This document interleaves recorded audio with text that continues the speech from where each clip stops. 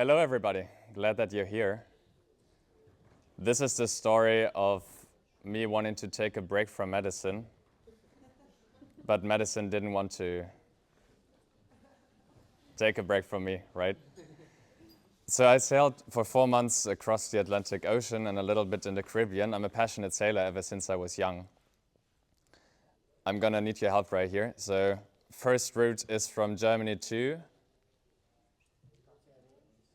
almost Cape Verde, a little bit north. Canaries, that's right. Then we went from the Canaries over to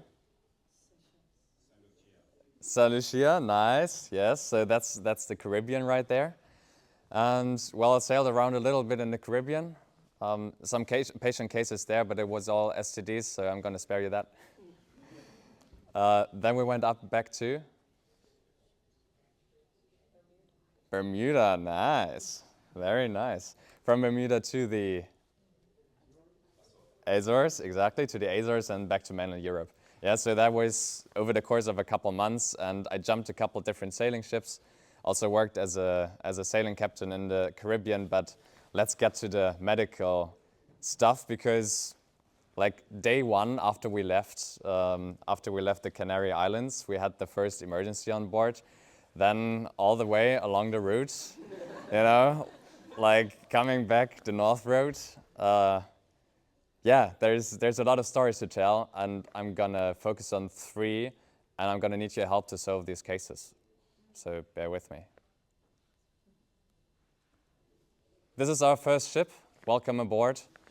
It's a 47-feet trimaran, and so they're built in Europe. And the trimaran, usually you use it for sailing around, or like a catamaran, you use it for sailing around in the Caribbean, because there's shallow waters there, and that's the perfect ship. So what people do, they want to get them over from Europe to the Caribbean, and we did that, but in a more interesting way, because we were part of a regatta, a transatlantic race, if you will. So I was hired as the tactician, as the first mate, so as the co-captain on the ship. That was my job, and then, well, I was needed also for my medical skills. So as you can see, this is the trimaran. This is us arriving in St. Lucia. I think that's a really sick drone footage right there. So as you can see, you got 3 hulls, a main hull, a port, and a starboard hull. And in the starboard hull, that's where I slept for that time. This is my bed, brand new ship. You know, this is all I had as baggage with me for those 4 months, the duffel bag and the little backpack. You can see here, this is my med kit. Now, what would you have brought with you on 4 months of sailing onto a ship? Just shout out some things. Paracetamol, nice, yeah. Huh? Ketamine. Emergency physician shot. Yes, I did bring it. What else? A tourniquet, nice, okay, yeah. I'm a military doc, so I took one with me as well, yeah. Sorry? Epinephrine. Oh, that makes me very glad, actually, because I thought long and hard about what to bring, and we opted, and with we, I mean, you know, having really interesting conversations at 3 a.m. with colleagues about what to do, because there's no guidelines for this. So I didn't bring an IV kit, I didn't bring normal saline or anything like that. The only 2 meds in vials that I brought were epinephrine and ketamine. And I brought a MAD for intranasal application and an intramuscular needle. And oral antibiotics I brought as well, which were also needed for pneumonia. It's not in the talk, but yeah, I pretty much needed everything out of there. So this is what it's like at night. Close your eyes, try to get some sleep.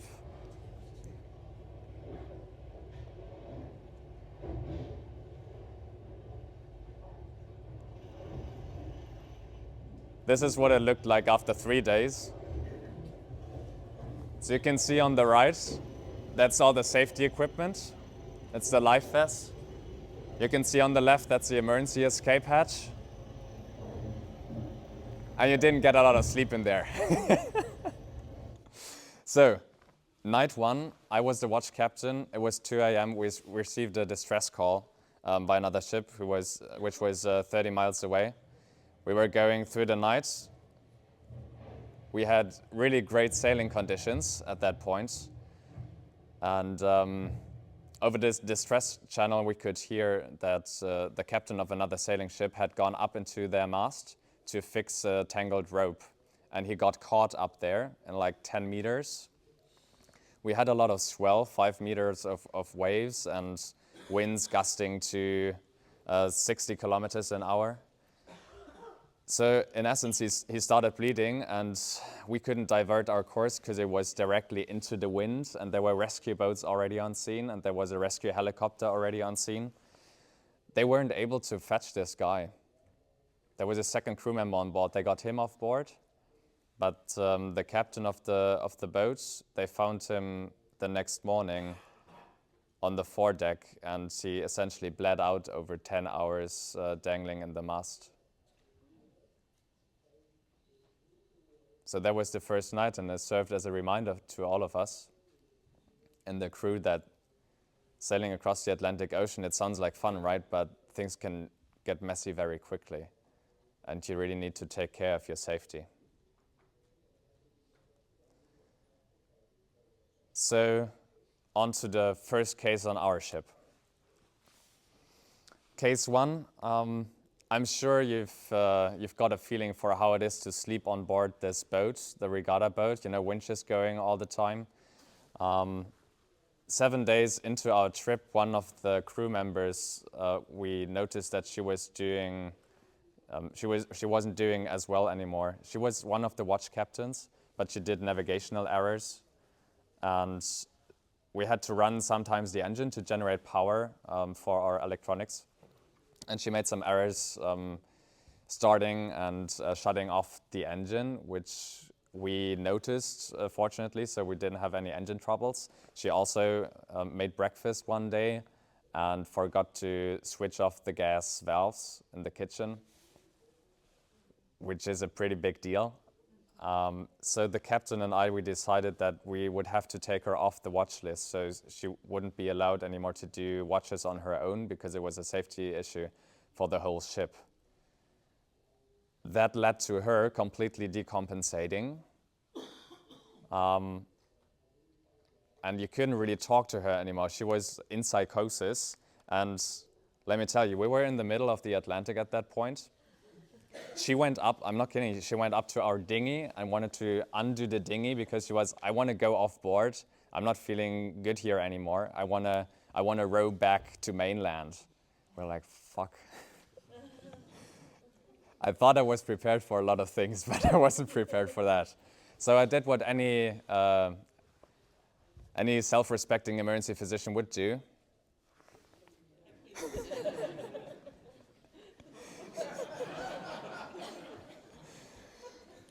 Yeah, so my first impulse was going down into my cabin, do the one thing that I knew what to do. I drew up some ketamine, put it in a syringe, and was like, if this goes bad, we're just gonna do a ketamine takedown on her, and then it's gonna be really fucking weird because we have 10 days more to go, and we're gonna have to, secure her. That was the worst situation. So in the end, we didn't end up needing the ketamine. It was okay to talk her down. I also ended up knowing, or she told me, that she had a psychiatric history, which she didn't tell me before. She had ADHD and schizophrenia. She also was on lithium and another antipsychotic, which she decided she wouldn't need for the Atlantic crossing, because it's just a vacation, right? It's, that's not work, it's not daily life. So essentially, she weaned herself off her antipsychotic meds and suffered a psychotic episode. We managed everything, and then as soon as we got to St. Lucia, we kicked her off board, and that was that. But yeah, I didn't get good sleep at all after that. So the Atlantic Ocean was a little bit nicer to us afterwards. This is also 1,000 miles offshore. This looks great, but for a sailor, this is really shitty because there's no wind. We're part of a regatta, right? We don't want to, That's not what we were there for. So we made a bad decision. We were bored. There was nothing to do. You're on a ship. You can't run. You can't exercise. You can't do anything. So we saw the Sargasso field right there. You know, a lot of sea moss, essentially. And my crew was like, hey, this would be a really cool picture if you just jumped in there and then, you know, you're like, that's me. You're in the middle of the sea moss field and then we take a picture and, you know, we're going to share it and that's going to be really fun. I was like, yeah, I want to get off board. That sounds like fun. It was the middle of the Atlantic. This is the video.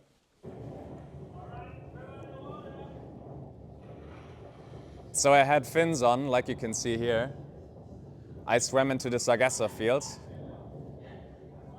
There's a lot of swearing involved, I'm sorry, because there's fish everywhere. They hide in the shadow so that predators can't get to them.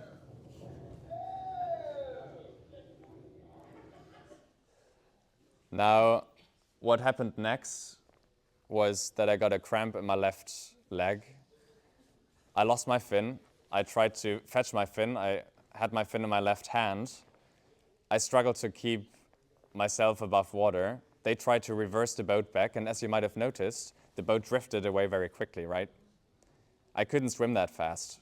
They had engine trouble, starting the engine. One of them threw a line in. Great CRM thing, by the way. We analyzed the shit out of that situation. Threw a line in. The line was not a swimming line, so it went underwater, almost got caught in the prop. They had to shut off the engine again, restart the engine. My head was bobbing up and down, and then after some 8 minutes, they fished me back out of the water. I puked my guts out. I slept for 10 hours. And that's the story of how I nearly drowned. Yeah, that was a stupid decision. And the moral of the story is don't do stupid stuff when you're in the middle of the Atlantic. So we arrived in St. Lucia. Again, some really nice footage. Spent a lot of time there, and then it was time to go back, and now that's where the next patient cases start. So we're going to jump ship. We're going to go aboard a traditional sailing ship. This is where I slept in. It was really nice in front of the boat. Right next to my head was the anchor. And you know, every time a wave grabs the anchor, you hear that dong sound, so I had great sleep there too. But it's a traditional sailing ship, and the risks there are a lot different. You have to climb up the mast to set the sails. You don't secure yourself at all while you climb up. You just have your 2 hands and your 2 feet. Then when you're working atop the sails, you secure yourself with a harness. Nobody, in the history of this ship, nobody ever fell down. I found that crazy. Yeah. And every sail has a lot of ropes attached to it, and I never figured that one out. So this was my new working place. Let's get to the first case. Right after we left for the North Crossing back to mainland Europe, people started to get sick. It was probably norovirus in retrospect, so you know what I'm talking about. Essentially, this is, the sign says toilets for sick people, so we did a little bit of hygiene interventions. So we separated the sick from the healthy and the healthy from the healthy again people, so the ones who were immune against the bug, whatever was going around. So we actually made a group of everybody who was feeling healthy again.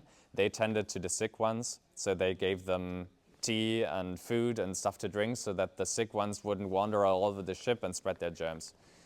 And then we separated the toilets and the showers as well, which effectively led to 30% of the ship's crew not getting affected by a virus, which is pretty high.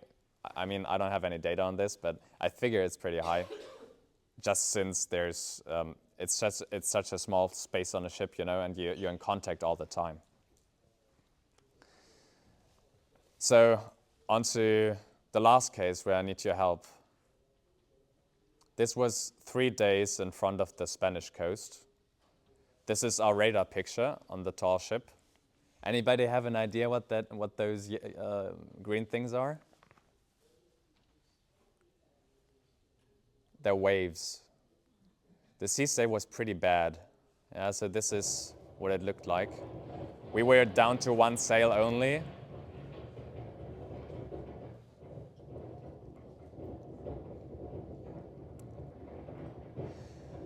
So we only had one storm sail up at that point, and it was 2 a.m. in the night. I would show you a video of that as well, but we worked without headlamps and everything, so everything was complete pitch black, so you could spot other ships better, and you could spot shipping containers that sometimes float around in the Atlantic that you don't want to ram.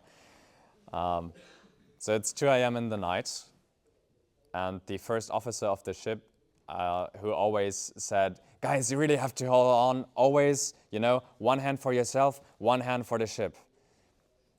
He didn't do that, and we had a lot of waves, so he ended up tripping down 3 steps down from the bridge, and a wave caught the boat, so he fell longer. You can imagine the boat was going up while he was falling, so he fell actually longer than the distance on the boat was quite interesting to see. And then he braced his body with his ribs on the metal railing of the ship. Then he hit his head, and then he was lying on the floor. And it was 2 a.m. and I was sitting there, and I was like, whoa, what just happened? Went up to him, was like, hey, you okay? He didn't react. You okay? Still didn't react. Then another crew member said, Justus, I think he's unconscious. I was like, oh, yeah, that's true. I got to do my ABCDE. God damn. So let's do a quick ATMOS. So he fell down. He had a serial rib fracture on the right. He had a subcutaneous emphysema, so very specific for pneumothorax, right? And he became conscious again, but he had at least a first-degree TBI. Ops were stable. Well, I only had a SATS probe. That's all the ops I got. Now, onto the treatment. We'll talk about that later. But the first thing that we did was do the primary assessment. And while I was kneeling down, you know, I had these fancy sailing clothes on. I was kneeling down at the patient. Those fancy sailing clothes, they're really watertight except for your legs.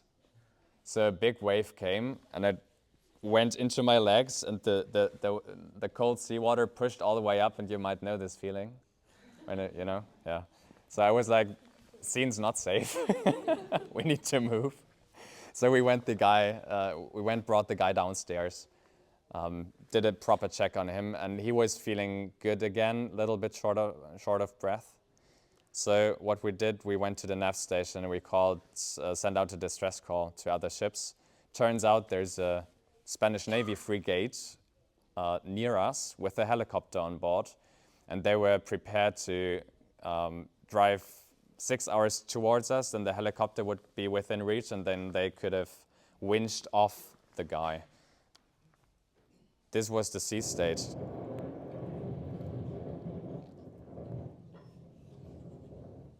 Are those ideal winching conditions with all the ropes? I don't know, man.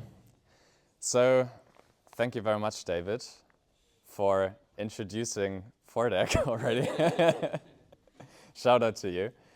What does the F stand for? We're going to do a quick team time out here, and we're going to discuss what we're going to do next. What's the F? Facts, nice. Okay, so the facts, we have a possibly critically ill patient. You all seen the ATMOS. What are the options? Yeah, winch him out. Yeah, that's option A. Winch him out, get the frigate near us, winch him out. Option B would be to, well, take the direct course onto Spanish coastline. And option C would be to just keep on going, and it would probably take us 5 days. Option B, probably 2 to 3 days. And option A, probably 10 hours till we winch him off the deck, if it works. So we made the decision together with the captain that we're gonna watch the guy a little bit. And with a little bit of analgesia on board, he remains stable. I prepped everything for a chest drain in case we needed it.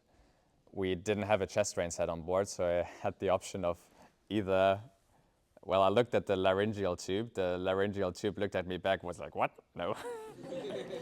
And I had orange suction catheters. We didn't have any ET tubes, so I opted for the orange suction catheter, also because, you know, the mean distance between ribs is 9 millimeters in an adult, and I didn't have a lot to do pain control with, so the smaller what I put in there, the better it would probably be for the duration of the time, and also the studies at the moment, they point towards smaller diameter. Well, that's what I did. The guy we did option B, went to the coast directly to Spain. He went into the hospital. He had a 5 centimeter pneumothorax on the right side. They treated him conservatively, and now he's well, and the ribs are healed, and everything is great. I discussed this with a Navy colleague. He's a ship's doctor, and he said, "Are you mad, Justus? He was critically ill. He had a TBI, a serial rib fracture, and pneumothorax. You should have winched him out right away." So that's one of the rare cases where everything went best for the patient, and he profited from that. And this was probably the right decision to make for this patient, because all the winching action and everything, stuff can go really bad doing that. A lot of more unforeseen variables in that. But if I would have the same situation now again, I would probably opt to winch him out directly. So even though everything went well for this patient, I would still change my approach the next time. And now with his words,